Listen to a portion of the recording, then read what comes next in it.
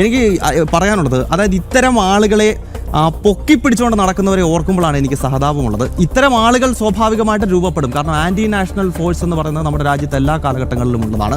നമുക്ക് പുറത്തുള്ള ശത്രുക്കളെ പോലെ തന്നെ, പാകിസ്ഥാനൊക്കെ പോലെ നമുക്ക് ശത്രു രാഷ്ട്രങ്ങൾ ഉള്ളതുപോലെ തന്നെ അത്തരം ആളുകളുടെ പണം വാങ്ങി അവർക്ക് വേണ്ടി പ്രവർത്തിക്കുന്ന ആഭ്യന്തര ശത്രുക്കൾ നമ്മുടെ രാജ്യത്തുണ്ട്, എല്ലാ കാലഘട്ടങ്ങളിലും ഉണ്ടായിട്ടുണ്ട്.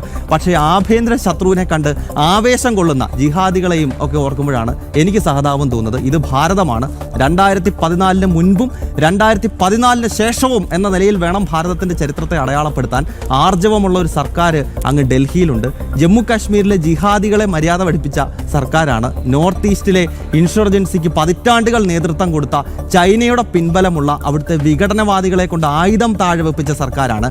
ഈ രാജ്യത്ത് കമ്മ്യൂണിസ്റ്റ് ഭീകരതയ്ക്ക്, നക്സലിസത്തിനും ഈ പറയുന്ന മാവോയിസത്തിനും അന്ത്യം കുറിച്ച സർക്കാരാണ് ഡൽഹിയിലുള്ളത്. ആ സർക്കാർ ഇവിടെ ഉള്ളപ്പം നേപ്പാളും ശ്രീലങ്കയും ബംഗ്ലാദേശും ഇവിടെ ആവർത്തിക്കും എന്ന് പറഞ്ഞ് എല്ലാ ദിവസവും രാത്രി കിടക്കുന്നവരെ ഓർക്കുമ്പോൾ എനിക്ക് സഹതാപം മാത്രമേ ഉള്ളൂ അത്തരക്കാരെ ഓർത്ത്.